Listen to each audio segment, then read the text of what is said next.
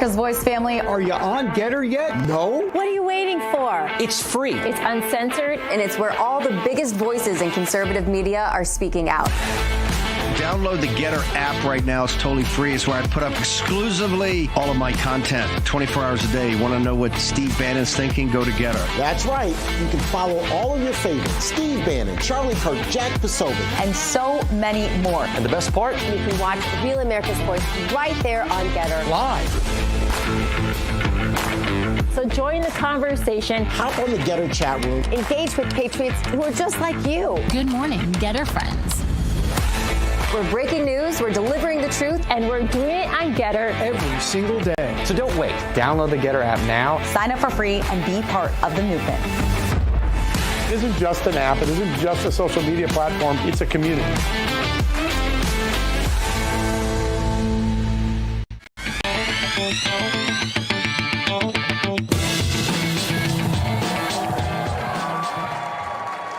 Well, let's hear it. You hear that bell that will indicate it's 4 o'clock on Broad and Wall in New York, Wall Street, New York Stock Exchange closing right there. We are open for business in politics and the news. Markets look a little mixed. Very quiet trading day today, folks. Up 34 right now before the last couple of settlement seconds. It's been moving around a little bit. NASDAQ down a little bit more, 98. VIX up a little bit, a little nervousness. Gold backed off, still almost $3,400.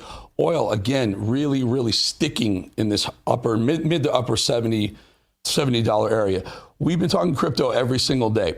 Bitcoin this morning had jumped up to 107,000, 104,000 yesterday, up to 107, now back down to 103.3. So Bitcoin's backing off a little bit. Gold's still hanging around the $3,400 an ounce. Everyone was waiting to see what's going on with Jerome Powell and interest rates. I will tell you very quickly some of the bigger stocks that people hold.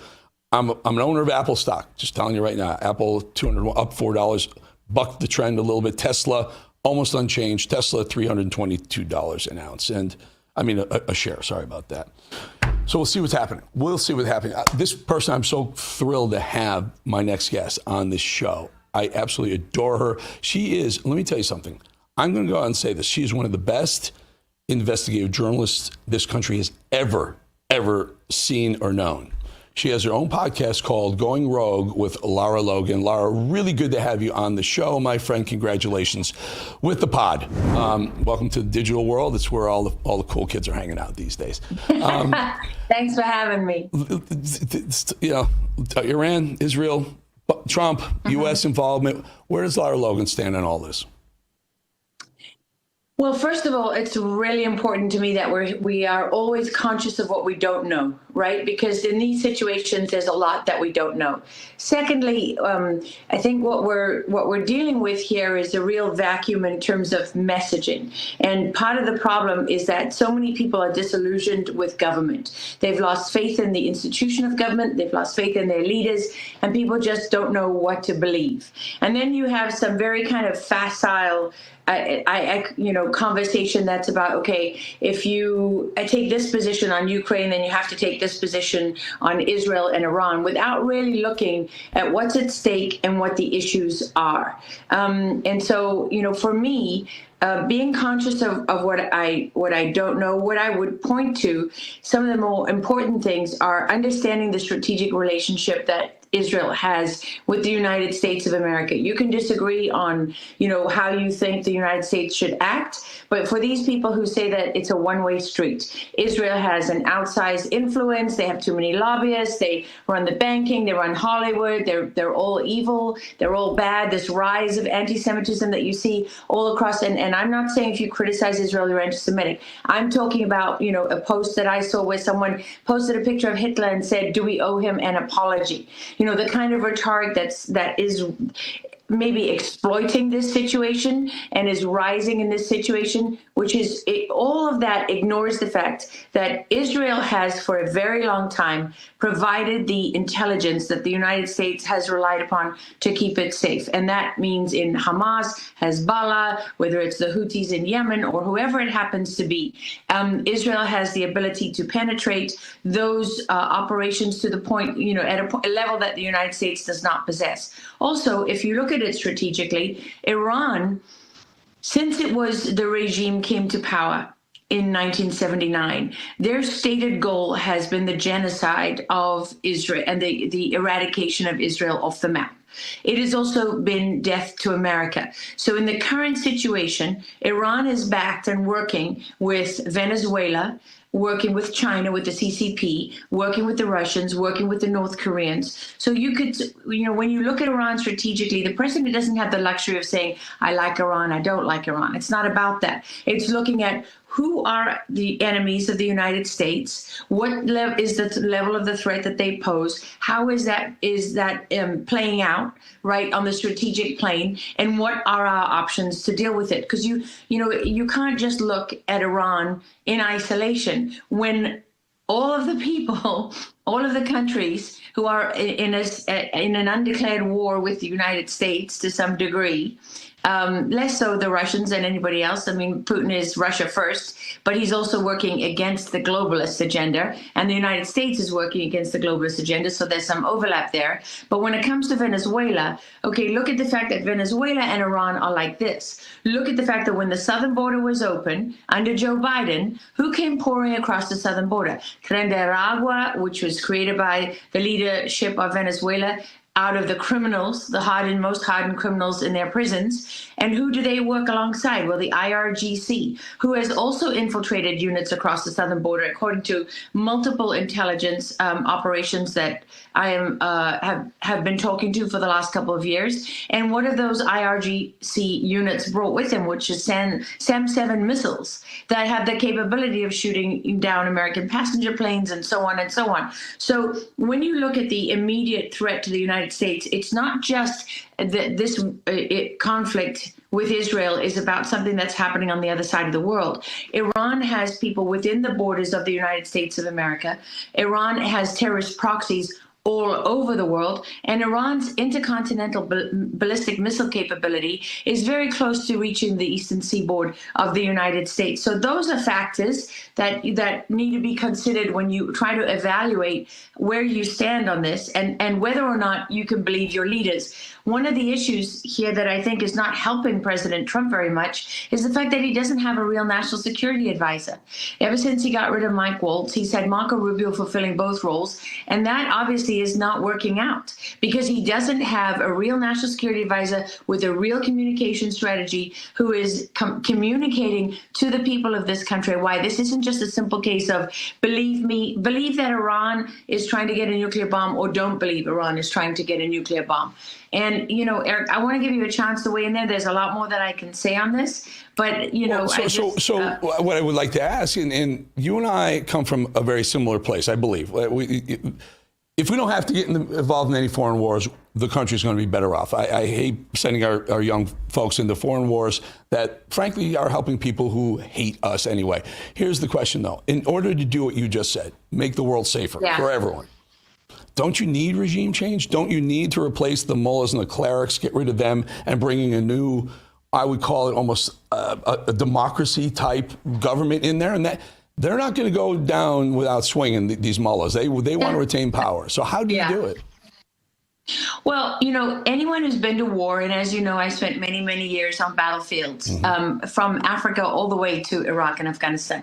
And I would agree with you. If you can avoid a war, then you absolutely want to do that. No doubt about it. One of the things that makes me really upset is knowing now that we never used more than 10% of our advanced military capability on the battlefields of Iraq and Afghanistan. So when I was, 4.5 months pregnant, walking through minefields in Helmand Province, and seeing Marines and U.S. soldiers getting hurt on the battlefield, most of the time that didn't need to happen. The United States could have ended those wars in a very different way very quickly, and we didn't do that. So I'm with you. Anyone who's dragging out a war and who's sending people to die for no reason, and the longer these wars drag on, the more civilians get killed. So none of that needs to happen. However, at the same time, the idea that, well, you can just abdicate, and do nothing.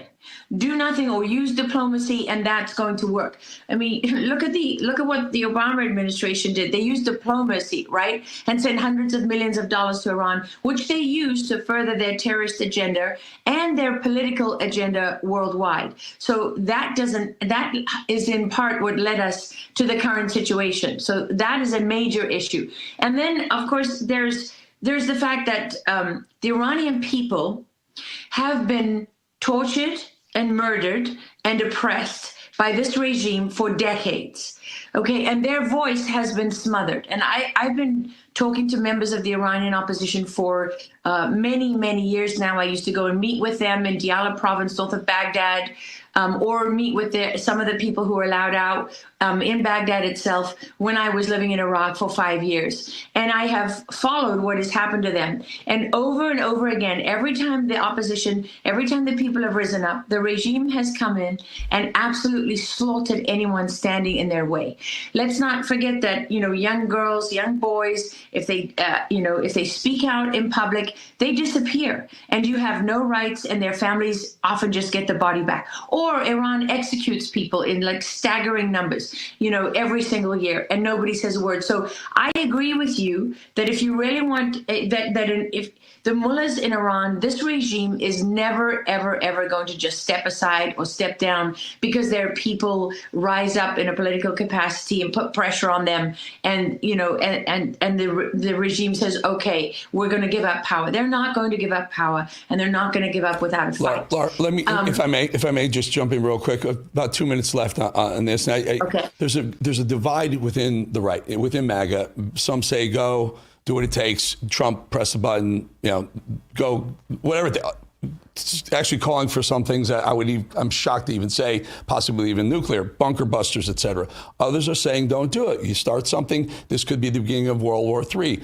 MAGA is split on this. What is your message to the folks who all want the same thing: a safer country, a safer globe? Well, war is messy. And it's brutal, and too often, too many innocent people die. However, this idea that if you want peace through strength, well, strength has to be real. People have to know that you mean what it is you're going to say. And look how the United States has already benefited from this. Hamas has been decimated by Israel. Hezbollah in Lebanon, another Iranian terrorist proxy, has been decimated by Israel. And all of this has happened without the United States having to put a single soldier forward on the front line of battle. So that strategic relationship, Israel takes a lot of the heat, and they take, a pounding. And what really bothers me, Eric, is the rise that I see of this anti-Israeli, anti-Jewish rhetoric. Every state has good and bad within it. The United States, if you're dealing with the Biden regime, you're dealing with one set of Americans. You deal with the Trump regime, you've got a completely different set. Okay, so one is a globalist regime and the other is not. I have to ask you, you by definition said you have friends and sources and have been contacting the resistance in Iran, the people who are pushing back on the mullahs and the clerics. This money that Barack Obama sent, $150 billion in his term, and more recently, the $6 billion that Biden sent a couple months before October 7th, by the way, what did the folks who are trying to be the resistance, what do they say to America and to you when they hear things like that? They're desperate for help. They're desperate for the United States and the world to pay attention to what they've been trying to do for decades. I have seen a book that the Iranian opposition has made with it's listing the names of people that have been murdered by the regime over the last few decades. Many of the young people on the streets of Iran today, if you're wondering why they're risking their lives like this, it's because their mother or father or grandparents were among those who've been murdered by this regime. And I'm not just talking about now. I'm talking about every time they have risen up. Every time they have seemed close to toppling the regime, the world has looked the other way as Iran has gone door to door, street by street, just absolutely obliterating anyone that stands in their path. And so these people are desperate for help. They're desperate for the world to listen to them. I mean, look at all, there's many Iranians in the diaspora who talk about why they had to flee their country. And I'm not glossing over the role of the United States and what led to that and the history there. But the reality is that these people know if there is not some kind of external force or external pressure on the regime, that they're just going to be murdered because nobody cares when they are. External, you mean beyond Israel, which would kind of put us right in the. We're next behind them, I guess. Quick. I don't know. I mean, maybe it doesn't have to be beyond Israel. Maybe Israel's enough. And maybe, I don't know. I don't have hard facts on this, but, Israel takes a lot of the blame. And there's a lot of people supporting Israel. For example, Jordan, Saudi Arabia, right? There's not just the United States that wants to see regime change in Iran. Right. And, but we happen to be the ones who are supplying all the arms and the assets and likely the intelligence that keeps those folks safe within their own backyards. Laura, I got to go. I really. You can bet that the Islamic countries are providing Israel with intelligence too. You can absolutely bet that it's not just the United States. Good. I'm waiting for some of these, generals in Iran to be popping up in Israel somewhere with a nice little setup, and hopefully they were turning over their intel of what they knew. So, Laura, we got to go. I love having you on. Love to get you back again real soon. Good friend of mine, Laura Logan, everyone. It's called Going Rogue with Laura Logan. Thank you so much for your time. All right. Take care. All righty. She's great. One of the best journalists ever. All right, folks, new administration in Washington, D.C. has brought a lot of positive changes when it comes to fixing our broken healthcare system. The reality is, however, that there's only so much the government can do, and that if we really want to make America healthy again, that starts at home with each and every one of us. And that's where the Wellness Company comes in. See and hear from TWC doctors on this network all the time, and you know that their products are the gold standard for keeping you and your family safe and healthy. The Wellness Company gives you the opportunity to make sure you're prepared for whatever happens with their series of prescription medical kits that contain an assortment of life-saving medications and guidebooks to assist in the proper use of these medications. Additionally, the Wellness Company offers a variety of products from parasite cleanses to weight loss and so much more. They can help you stay healthy and live a longer and more satisfying life. Make America healthy again starts at home. Do your part and protect the health of you and your family. Go to www.twc.health/voice today and order. That's twc.health/voice. Use the promo code VOICE. Save 10%. We shall be right back. Hey, we got some voicemails at the end of the show. Stick around. You guys tell me exactly what you think of me, the show, and what's going on in the world. Be right back.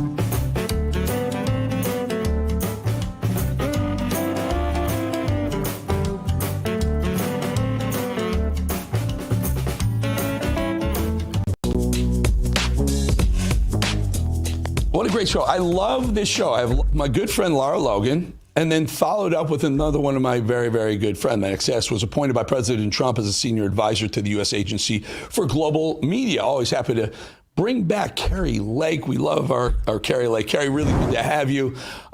So now you tell us you found some waste, fraud, and abuse at U.S. AGM. Tell us about that, please.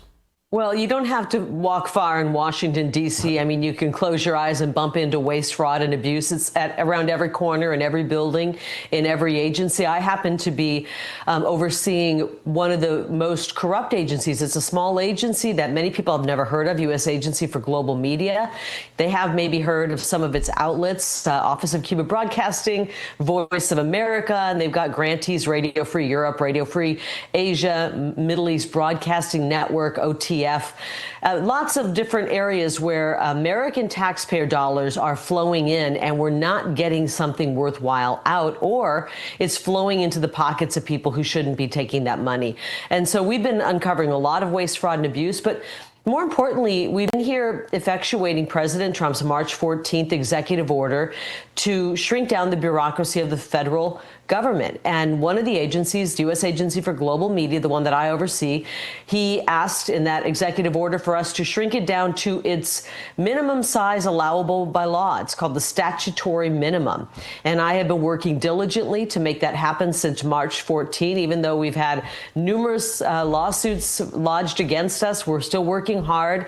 And today we announced massive terminations of the workforce. I am happy to report that we have successfully cut the workforce by 85% in this agency today, issuing RIF notices, as they're called, reduction in force notices, to roughly about 640 folks. And earlier we had announced, terminations of many other folks who work at this agency. And I'll be honest, there's some really good people who work at this agency. Unfortunately, the agency's been run in such a corrupt manner that it's made it impossible to salvage the agency. And that's why President Trump wants this agency to be deleted. I think there's a way to take some of the assets that are strong and good and find a new home for them. But as it is right now, this is rotten to the core, and it cannot be salvaged in its current form. It's fascinating, and I'm not sure everyone really understands the role of the whole the umbrella company, but also the group or the Voice of America. Like it's really intended to promote capitalism and democracy around the world. I would almost call it quasi-propaganda, but so what? There's so much negative propaganda coming up to us. And the point I'm trying to make is you walked in there and there was massively staffed with liberals where their voice was representing America from a very, very liberal perspective, right? Well, I'm glad you mentioned what the focus of this agency is. It is to tell America's story abroad to the world. And as I said, the American taxpayers pay for this. And so the product that should be going out to the world should be talking about the amazing, amazing country that we live in. And it should be aligned with what our foreign policy is. But in many cases, it hasn't done that over the years. As a matter of fact, there's instances where we've put out anti-American programming, where we put out programming that has bolstered our adversaries, where we've, believe it or not, hired people who are foreign asset spies. It's really egregious what's happened over the years. You came in, and not only do they lean severely left at the time, they're actually foreign assets that were being paid by American taxpayers to put out anti-American propaganda with our own radio waves.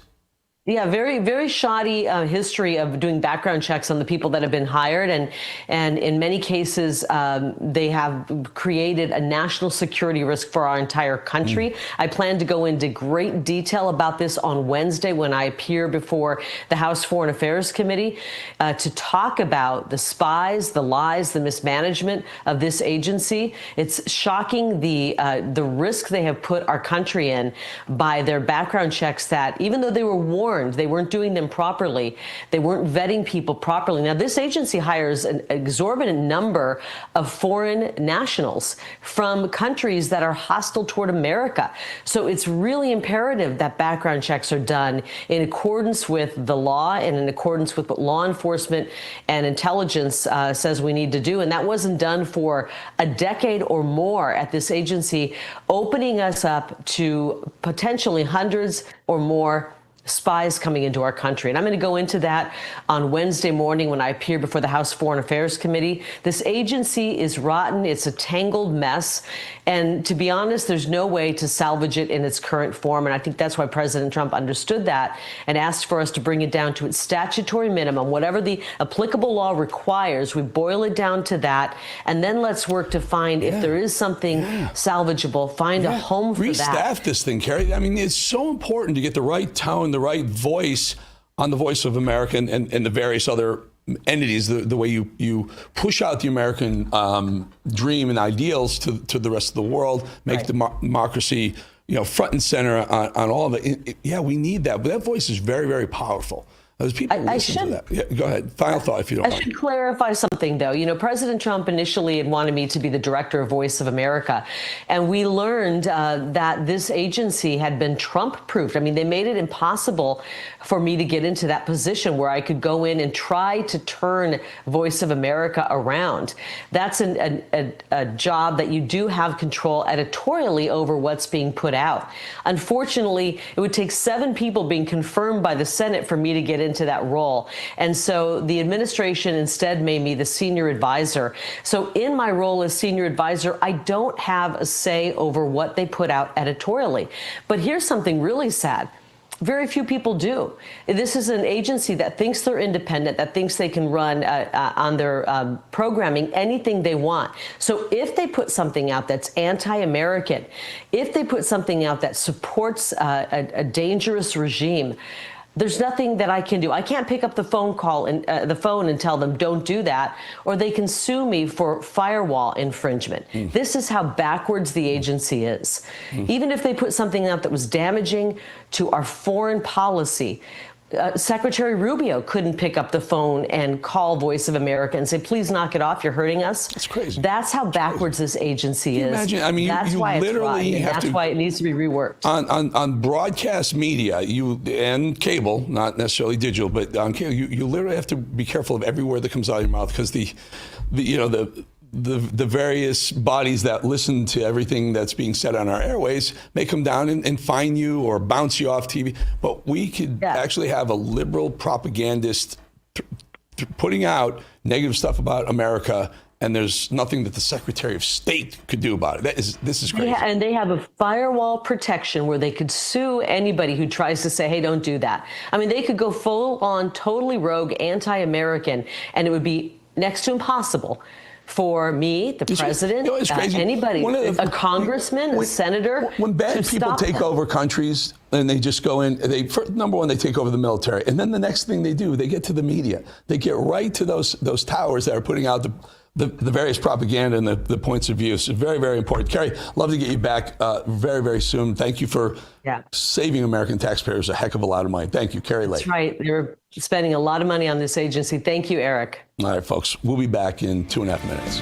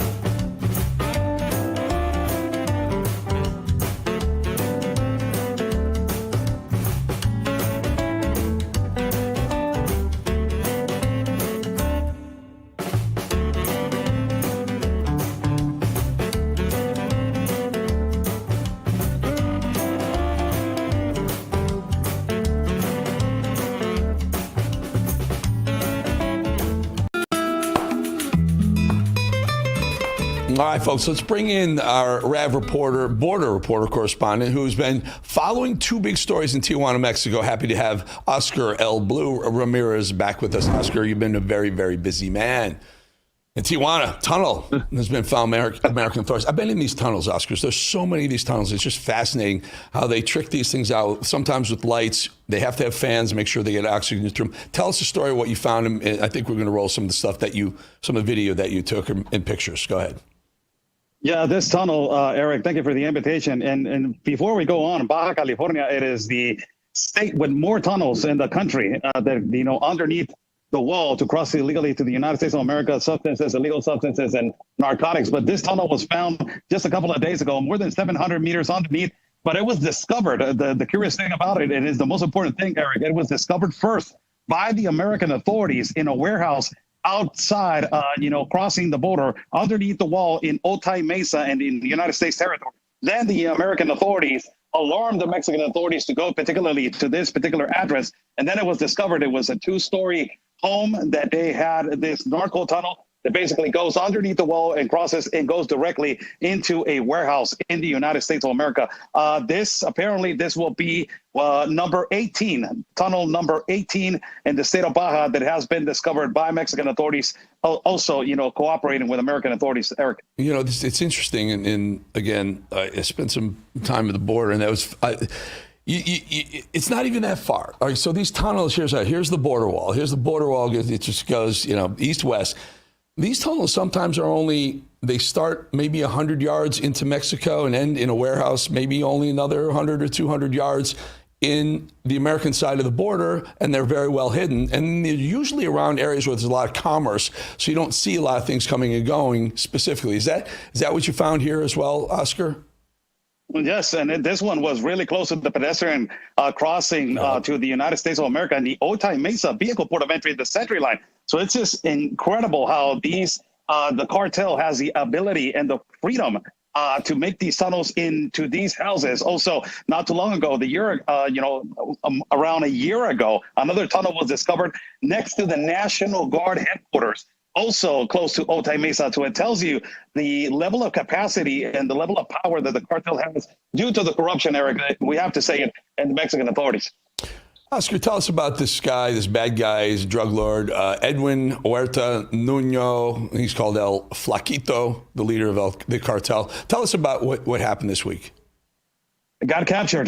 Yesterday, got captured was big news, national news in our country of Mexico. Better known, El Flaquito has been operating, and he has been the leader of the cartel Arellano Felix, a well-known cartel in the state of Baja, extremely violent individual, really violent individual. A lot of the fentanyl crossings through this particular area, they're directed to his operation. This is his home that it was discovered. Immediately, it was raided, and immediately he was stopped and detained. And now he is in detention over there in the city of Mexico. They transported him in the military air force that is called Hercules. Right now there's speculation, it is strong, Eric, that they're waiting for American authorities to see if they're going to extradite him into the United States of America. They're most likely the United States government is going to ask the Mexican government to extradite him into American territory. And that's because what happened with El Chapo, if he's incarcerated in Mexico, they tend to get out. Yeah, majority. And yes, and because of the level of trafficking that, a lot of the people have pointed it upon, he has been in charge of the enormous quantities of fentanyl, also enormous quantities of cocaine, and also a lot of murders that they have been happening, dismembered bodies. A lot of this activity, it is directed to his activity. One of the curious things, Eric, that neighbors were saying, it is that this particular house was guarded and safeguarded by government officials of Mexico. So it tells you the level of corruption, that he was well protected by corrupt officials in Mexico, which they were the ones that they were protecting this drug lord. Oscar, final thought. Trump administration came out and said there were exactly 0 illegals allowed to stay in the United States. 0 in the month of May. This year, last year, 61,000 that were allowed to stay. Is the U.S. military assisting? And if not, do we need them to assist if they're literally clamping down, closing the border? Yes, absolutely. Closing down CBP 1, also Border Patrol agents where there were open border gaps, and now they forced the Mexican government to put the National Guard over these open border gaps, also hurting the cartel in their pockets because drug trafficking and also human trafficking was at an all-time high. Child trafficking was an all-time high. Exploitation of people through this particular area. Now it has cracked down, and that has pivoted the cartel to this level of violence. Yes, absolutely. Trump policies work, and it is showing right now. It has decreased, almost to 100% of the enormous trafficking rings that they were operating on the other side of the border. Eric. Crazy. Oscar, really stay safe, my friend. You told me you're headed to Israel possibly in the next couple of weeks or so. You put yourself in harm's way, my friend, for our audience, but you bring great information for us. Thank you, Oscar El Blue Ramirez. Thank you, brother. Thank you so much, Eric. All right, folks, think about it. Every dollar you spend is either supporting your values or working against them. In today's economy, where you spend your money matters. That's how we take back our country. Patriot Mobile is leading the way as America's only Christian conservative wireless provider. Switch today without sacrificing quality or service. You'll get exceptional nationwide coverage because unlike most budget wireless providers, Patriot Mobile has access to all 3 major U.S. cell tower networks. You can even add 2 numbers on 2 networks on 1 phone, something the big guys can't even do. Stay connected with flexible, unlimited data plans to fit your lifestyle. These plans offer high-speed data, mobile hotspots, international roaming, device protection, and even internet backup. Here's the best part. When you switch to Patriot Mobile, you're supporting faith, family, and freedom. If you believe in our First and Second Amendments and our rights, therefore, the sanctity of life, and supporting our veterans, this is where you belong. Switching is simple. Keep your number, keep your phone, or switch them out. Upgrade. Patriot Mobile's 100% U.S.-based team will get you activated in minutes. Right now, go to patriotmobile.com/RAV or call 972-PATRIOT. 972-PATRIOT to get a free month of service with promo code RAV. Make the switch. Defend freedom with every single call and text. That's patriotmobile.com/RAV or call 972-PATRIOT.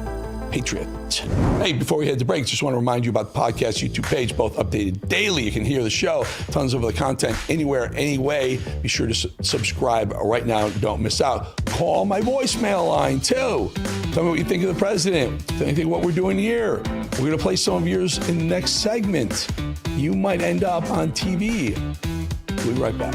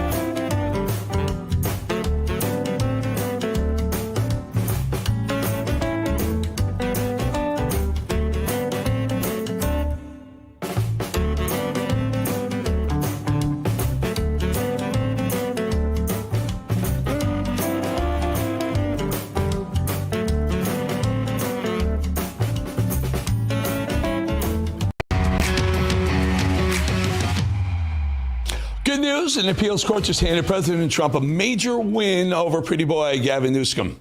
President Trump is allowed to keep control of all National Guard troops deployed in Los Angeles, and the monsters on MSNBC, well, they just can't believe it.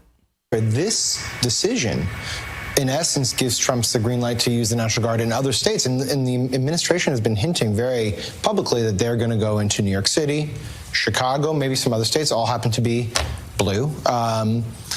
What is the mood like, Elizabeth, that you sense from talking to lawmakers, state officials, about where this goes from here now that the president does have the legal green light to use the National Guard? I can tell you that in New York City, if he deploys the National Guard in New York, it'll cause it's going to cause a giant outrage and create probably more violence than there would be anyway. Isn't that what he wants? Well, that's of course one of the working theories, that he wants to create this all over the country, and then So a little correction to I guess it was the host, Sam Stein, who I think he runs Daily Beast also, or one of those liberal publications.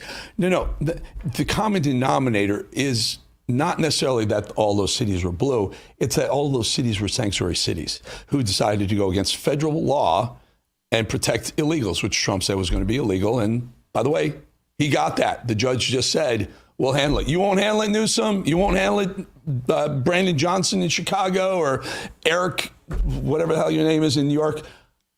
Trump will do it. Feds will do it. Jazzy Jasmine Crockett, couldn't go a week, right? Jazzy Jasmine Crockett thinks that Trump supporters are sick, and she's not afraid to say it to anyone. Here's America's dumbest and least filtered Congresswoman running her mouth about Republicans yet again. This idea that we don't care how many people get hurt, we don't care how we prostitute our service members, thinking that you have your own special little army that's for you. I mean, it is sick. It is really sick. And anybody that supports it is also sick. And so, we've got a mental health crisis in this country, because everyone, no matter how you affiliate yourself, should be against Trump. Period. This is not partisan for me. I would give anything to have, it's sad to say, George Bush. Give me any regular Republican nowadays. I can't take it anymore. My ears started to bleed. Jazzy Jasmine Crockett was talking such garbage. No. We're not sick because we disagree with you. We're Americans. We have the right to agree or disagree with anyone. We have a First Amendment right to say it. And by the way, we don't agree with wide open borders, increased crime in our cities, protecting illegals who come over, break the law, and really kind of blaming the people who are the victims of these people. You can't blame them and shame them. You're wrong. We're not sick because we have a different. By the way, we're about 65% of the country right now who agree with what Donald Trump is doing on immigration. Keep going, Jazzy Jasmine. Keep digging. As they say, person digging their own grave, let them keep digging. Caroline Leavitt responded. By the way, that was a metaphor for her political career, not her life. Anyway, Caroline Leavitt responded to Crockett's latest attacks. Listen to what Caroline Leavitt had to say. Here on our homeland as well. Thank you. And then really quick on Jasmine Crockett, she said, I believe, that Trump supporters are mentally ill before calling for bipartisan support against the president. Can you respond to that, especially considering she's a rising star in the Democrat Party right now? She is a rising star. It's quite something to behold, actually. I hope that she continues to be a rising star for the Republican Party, at least. I think it's incredibly derogatory to accuse nearly 80 million Americans of mental illness. I agree wholeheartedly. Caroline Leavitt said, you know what, let her be the rising star of the party. She's speaking for literally 15% of the country. Crockett's stupidity knew no bounds yesterday. She continues to do race bait virtually every time someone gives her a platform, and still she thinks that Kamala Harris was the right choice for America this past November. Listen to this. Because when you think about it, Kamala Harris, light years ahead of Donald Trump as it relates to qualifications, as it relates to her overall resume, and as it relates to the fact that she was a lot younger. Everybody said that they wanted to get rid of Joe Biden because he was too old. Then you had a younger, qualified, non-felon candidate, and somehow the people still chose the old white man. So for me, I don't think it was ever about that. Nothing to do with the race, Jazz. You got to understand this. You guys are playing the race card. It didn't work. You guys got smoked on this. Had nothing to do, electing Donald Trump had nothing to do with him being white or old. It had everything to do with Joe Biden being completely demented. He lost his complete mind during his presidency. And the only logical replacement at the time, because they let him run, they should have bounced him before that, was Kamala Harris. The minute she couldn't answer the question, how are you going to combat or try and bring inflation down, everyone realized she had nothing here. It was an airball here. And all of a sudden the world, and especially the liberal left, said, wait a minute, we're going to back her for president? This is going to be worse than the Biden 4 years. And that's why it had nothing to do with anyone's race, Jazzy Jasmine, but keep playing the race card. Keep playing the race card. Didn't work in 24, ain't going to work in 26 or 28. Barack Obama, pushing for more censorship on the internet. Actually, he's calling for governments to step in and, censor us on social media. Listen to this really scary suggestion. But part of what we're going to have to do is to start experimenting with new forms of journalism and how do we use social media in ways that reaffirm facts, separate facts from opinion. We want diversity of opinion. We don't want diversity of fact. By the way, it will require some government, I believe,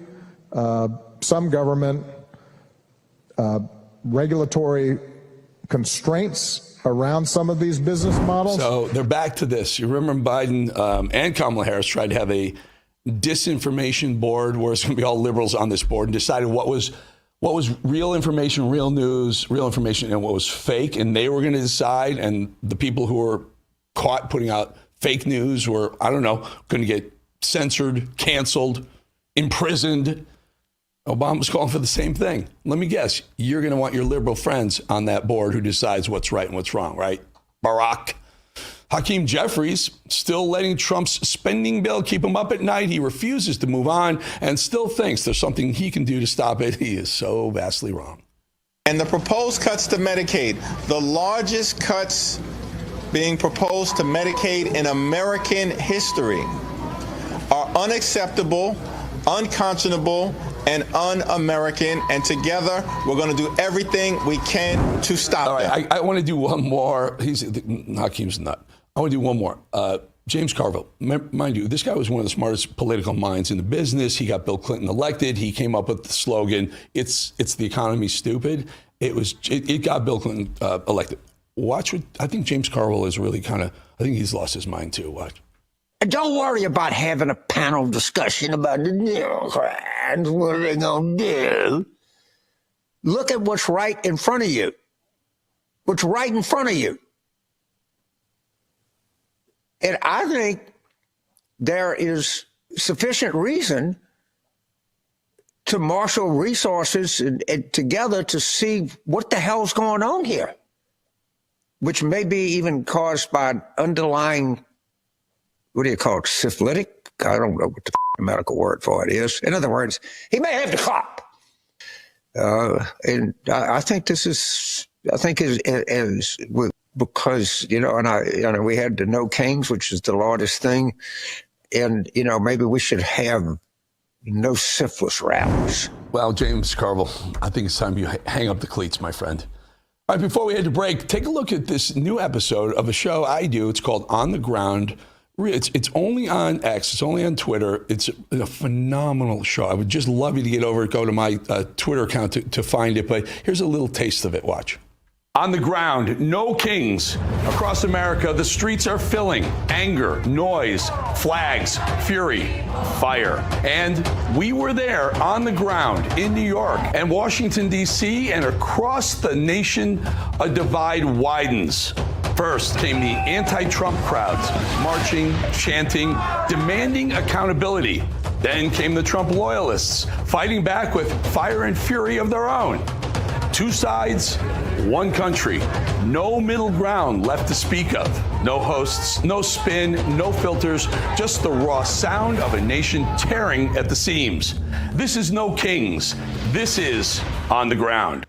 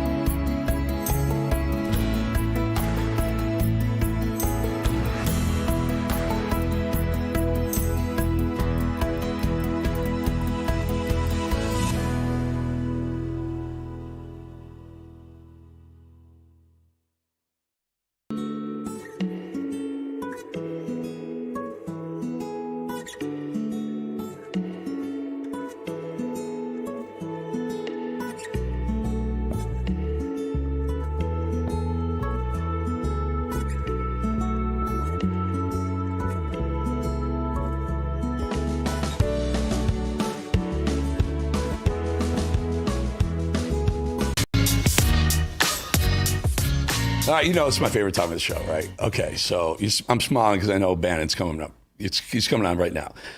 So let me set this up. Yesterday, I'm coming to work and I'm listening to Fox on the radio, and I hear John Roberts interviewing Trey Gowdy. And Trey Gowdy was saying some really nasty stuff about Steve and Tucker and us on the MAGA right. And I got to where get Steve get Steve in the seat. Hang on for a second. Hang on. I'm trying to cure you of all this. This is why we got you here at RAV. You're coming I don't into get Rav in the car. You're coming into Fox. It's just so hard. Okay. It's like a girlfriend, dude. She's not that into you. Okay, why do you keep listening? Bolling, what are you doing to me? You're my rock, dude. You're the pirate. What's the pirate? I got to know what the opposition is saying. And you're daydreaming. You're gonna love this, daydreaming. Steve. Hey, you are going to love I can this. be something for. I can sub for Bill. I can sub for Bill O'Reilly. I can sub for Bill O'Reilly. Just listen to this. You're not going to believe it. So I was hoping Bannon was going to come on yesterday. He was too busy with his other friends, not this friend. Even though the toss is go on the Getter and the Rumble Chad. The toss is their favorite part. Too busy with his other boyfriends, and so I played it anyway. And I had a little thing to say about it. And then what happens after is really amazing. So go ahead, Mad Dog. All right, very quickly, I got to get to this. I was listening to Fox, and it pissed me off beyond belief. This guy, Trey Gowdy, don't like him. And he took a shot at our friend Steve Bannon and Tucker Carlson, but Steve Bannon, listen. He is MAGA. He is America first. So when you are that, you get to define what that means. And again, I keep coming back to the point that there's several critics, too. One used to be on television, I think. The other used to be in prison, I think. Those are the two main critics. Together, they have received 0 electoral votes for president. Neither one of them has the guts to run. So either run for president to be the commander-in-chief or critique in private, or better yet, shut up. And just to answer your question on why don't they critique him in private, I would posit that then they'll miss all that attention on social media for doing it publicly. No, you're so cynical, John. When'd you get so cynical? Hey, Trey Gowdy, Steve Bannon has more guts in his little finger than you got in your body. And Tucker Carlson, love him or hate him, doesn't matter. He's done more. He's accomplished more than you ever will. Trey, time for you. Hold it. I got to give a Trey Gowdy story. Before you weigh in on that, I just want to tell you what happened. So I put that up on Twitter and social media everywhere. Yep. And I get this email right here into my inbox from John Roberts, the host. He's like, tell me what I said that wasn't true. Go ahead, Mad Dog, the next one. So I text him, I email him back. And I say, hey, John, if you listen to my comment, it called you out for piling on Tucker and Bannon after Trey Gowdy delivered a few low blow and unfunny insults. I guess I expected more from you, John. You look like a couple of high school mean girls. There's tens of millions of followers, including the President of the United States, who are sick and tired of legacy media types trashing our MAGA voices. Best ETB. And then he comes back with this one. This is one you're going to love. Who are you calling legacy media? You and I used to be friends. I certainly didn't abandon those sentiments. And if Bannon, Tucker, et al. Really wanted to deliver a message to POTUS about their concerns, they would do it in private. But publicity is really their coin of the realm. You can't monetize a privite meeting. And I think the irony of that is that where were you yesterday? Yeah, I spent John Roberts. John, this is what a clown you are. With all the years you spent, you're still doing afternoon television for Fox. Look, John Roberts, as it was reported yesterday, I was at the White House for 3 hours, just as a reported 3 hours. Tucker and I do critique this with the president at a time and place of our choosing when it works for the president. Okay, something more than you do, sir, because you're just a news reader. And this is about John Roberts. As I've recommended, they ought to have a full, fair investigation into the network that you draw a dollar from. Because anybody that took first off, are you working for a foreign government or not? Is your network working for a foreign government? And John Roberts, let me be specific. You took paychecks from Murdoch in 21. So don't sit there and tell me how MAGA you are. Anybody took paychecks from in 21, we know exactly how they tried to bury Trump. And I would say 22 also. For Trey Gowdy, I'll give you an anecdote about Trey Gowdy. I'm sitting there getting crucified by Shifty Shift and in Swalwell. in the House Intelligence Committee, I don't know, for 25 or 30 hours. And I have two of the best lawyers in the country, Bill Burke, who is now on the board at Fox News, and Alex Spiro, who's famous for being also Elon Musk's lawyer. He's also my lawyer, being grilled. And the Speaker of the House that, punched out on Trump had made Devin Nunes give up his, because we were the majority. We controlled the House Intelligence Committee, made him step down, and Trey Gowdy took over.